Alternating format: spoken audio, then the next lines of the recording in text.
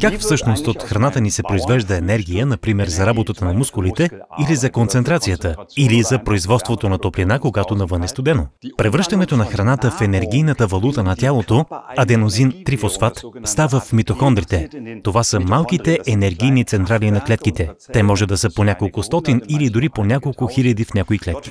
Там се случва всичко и процесът се управлява от едно много интересно вещество. Това е коензим Q10.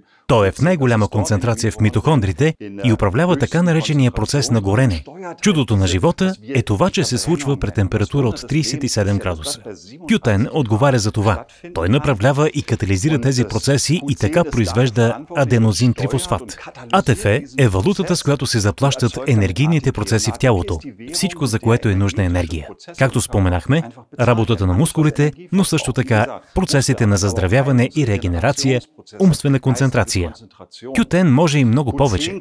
Страничен продукт от произвеждането на енергия са свободните радикали, които, когато не бъдат достатъчно бързо неутрализирани, водят до оксидативен стрес и съответни последващи вреди за тялото. Q10 управлява производството на енергия и защитава от оксидативен стрес.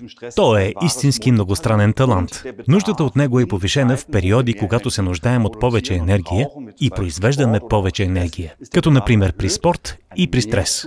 Повишеният прием на Q10 може да поддържа и подпомогне работоспособността в тези периоди.